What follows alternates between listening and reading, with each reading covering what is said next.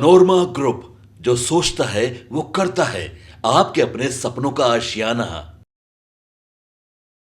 मोदी सरकार पार्ट 3 में जब से बिहार से लगातार कई लोगों को बनाया गया है मंत्रिमंडल का हिस्सा, उसमें चिराग पासवान भी हैं। चिराग पासवान के पास जो विभाग है, उस विभाग को लेकर के भी कई तरह की बातें कही जा रही थी और कहा यह जा रहा था कि चिराग पासवान को जो विभाग मिला है, उस विभाग में अपार संभावनाएं हैं रोजगार और अन्य चीज़ों की।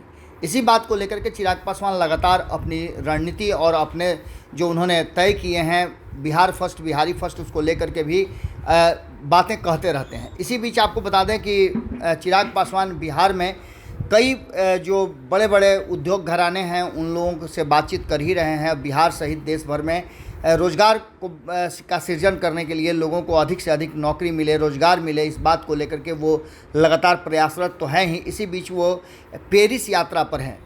पेरिस यात्रा पर गए चिराग पासवान ने वहाँ के सबसे बड़े औद्योगिक जो इकाई है उसको देखा है।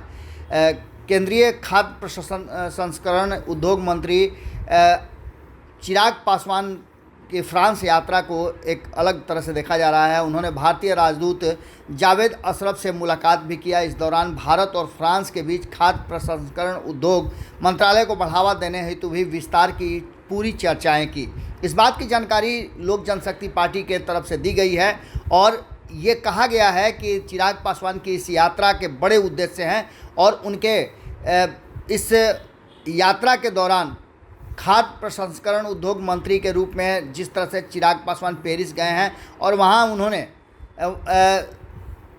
सबसे बड़े मैन्युफैक्चरिंग प्लांट का दौरा किया और उसमें उन्होंने बारीकी से देखा कि कंपनी किस तरह से काम करती है और इसके वर्कर के साथ साथ फैक्ट्री किस तरह से अपने काम को अंजाम देती है। कंपनी के प्रतिनिधियों ने भारत में अपनी वर्तमान गतिविधियों और संभावित विस्तार योजनाओं पर भी काफ़ी चर्चा की।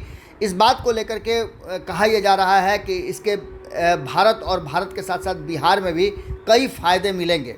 आपको बता दें कि भारत सरकार की ओर से पूर्ण समर्थन का आश्वासन भी इस कंपनी को दिया गया है और इस कंपनी के माध्यम से जिस तरह से चिराग पासवान ने भारत में और भारत के साथ साथ बिहार में लोगों को रोज़गार और उद्योग धंधों में सम्मिलित करने की बात कही है, उसको लेकर के कहा यह जा रहा है कि बिहार लगातार पलायन का दंश झेल रहा है। आपने कुछ दिन पहले ही सुना था कि तेजस्वी यादव ने एक आंकड़ा पेश किया था जिसमें उन्होंने बताया था कि किस तरह से बिहार में पलायन लगातार 20 सालों में भी नीतीश कुमार नहीं रोक पाए। इन सभी चीज़ों को लेकर के नीतीश कुमार और चिराग पासवान के बीच भी लगातार बात हो रही है। इसी बीच हमने आपको ये भी बताया था कि केंद्र की सरकार जो एनडीए की सरकार है, नरेंद्र मोदी के नेतृत्व में चल रही है, वो भी बिहार पर विशेष फोकस है। तो वहीं दूसरी तरफ चिराग पासवान भी बिहार में विशेष किया जाए और यहाँ फैक्ट्रियों का जाल बिछाया जा सके, यहाँ से पलायन रोका जा सके, इस पर पहल करने के लिए लगातार कोशिश कर रहे हैं। पेरिस यात्रा के बाद क्या कुछ निकल के आता है, ये भी देखना दिलचस्प होगा।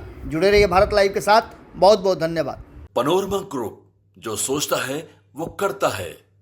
अगर ये वीडियो पसंद आई और वह बिहार के राजनीति और बिहारियत से सरोकार रखेनी तो सब्सक्राइब बटन दबा के चैनल के सब्सक्राइब कर ली। ओजे एगो घंटी बा, ओकरा बटन दबा देला से कुल सटीक और मारक खबर रुआ मुफ्त में मिल जाई। अगर रुआ पत्रकारिता के हमनी के नया प्रयोग में सहयोग कर चाहतानी तो ज्वाइन बटन दबा दी। पेटीएम नंबर नोट कर ली 9386816700। धन्यवाद।